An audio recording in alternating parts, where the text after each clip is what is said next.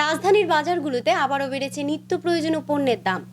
সবজি থেকে শুরু করে গরু ও খাসির মাংস, পেঁয়াজ, রসুন, আদা ও ডিম, প্রায় সব পণ্যের দামই নিয়ে আছে মিশ্র প্রতিক্রিয়া। ক্রেতারা বলছেন প্রতিদিন বাজারে এসে নতুন দামের মুখোমুখি হতে হচ্ছে তাদের। আচ্ছা, দাম একটু বেশি মনে হয়।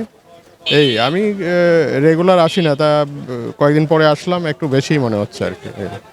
তবে মোটামুটি ভালোই সবজি আছে বাজারে।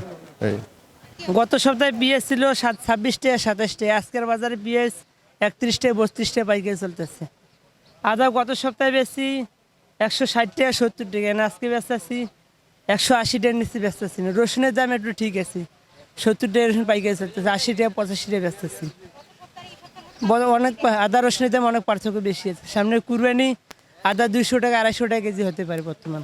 গরুর মাংস, খাসির মাংসের বাজার গিয়ে জানা গেল 800 টাকা কেজি, একটু বেশি মনে হচ্ছে।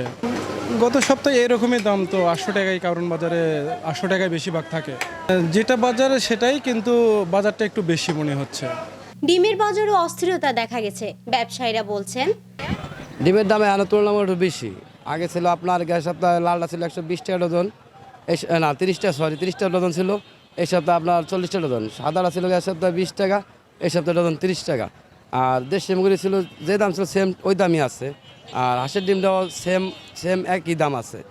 এই দামের বাড়ার কারণ হলো যে আপনার গেছে এই রমজানিদের আগে যে দামটা ছিল একবারে দামটা কম ছিল।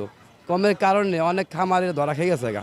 খামারিরা দেখা যায় আপনার খাওয়ান কিনতে যাই, মুরগি খাওয়ান কিনতে যায়, অনেক সময় দেখা যায় লসের পালা পড়ে গেছে। এই কারণে অনেকে খামারিরা ডিম মুরগি বিক্রি করে ফেলাইছে।